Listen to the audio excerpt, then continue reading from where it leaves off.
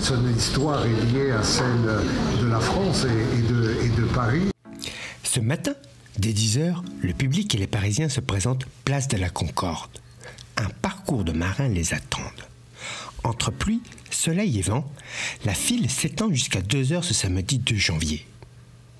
À la demande du président de la République, nous allons ouvrir très largement au public. Le public répond très nombreux à notre invitation. C'est un grand réconfort.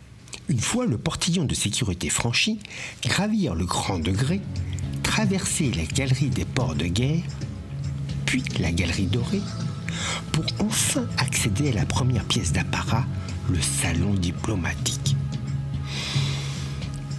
Et respirer un temps d'histoire. Ainsi, s'imaginer le vol des bijoux de la couronne en septembre 1792. Puis la signature au mois de février 1794, sur ce bureau, l'abolition de l'esclavage. Le premier mot de la devise française, liberté, prend son sens. Au plafond, des encres marins marquent les 4 points cardinaux sur un fond vert, symbole de la terre, explique Nicolas Vinci. Au sol, le tapis bleu donne le pied marin aux visiteurs.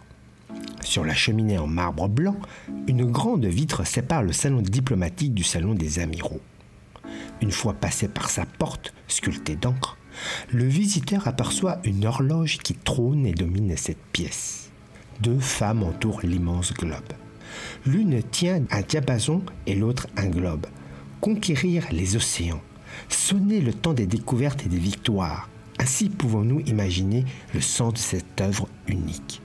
Jadis, au centre des salons des amiraux, une grande table servait pour établir les décisions, planifier de nombreuses batailles navales ou les grandes expéditions. Le portrait des amiraux témoigne de leur victoire au fil de l'eau. Aujourd'hui, c'est une double revue qui se joue.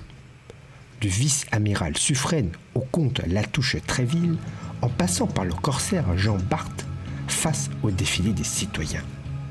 Dans le prolongement de ce carré des amiraux, la statue d'un jeune garçon surplombe l'immense salon d'apparat. Dans ce salon d'honneur où, en 1804, un grand bal y fut donné pour le sacre de Napoléon Ier. On accède au loggia, surnommé le balcon du pouvoir.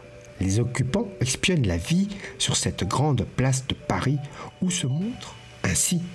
Lors de la célébration du bicentenaire de la fin de Louis XVI en 1989, les chefs d'État et d'étrangers observaient le défilé de la commémoration depuis cette position stratégique.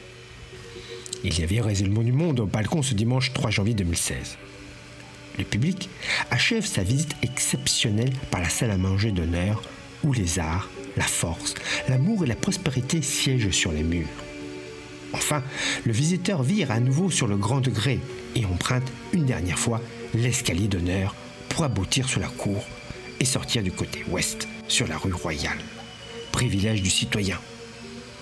Désormais, sous la responsabilité de Nicolas Vinci pour la rénovation historique, ce vaisseau du patrimoine national se retrouve en cale sèche durant 2 ans pour un chantier digne de son rang. Une forme d'excellence de la France et un grand vaisseau, vous savez, donc bon vent, ça me va très bien. Bon vent et bon courage. Faire un lieu de prestige pour Paris.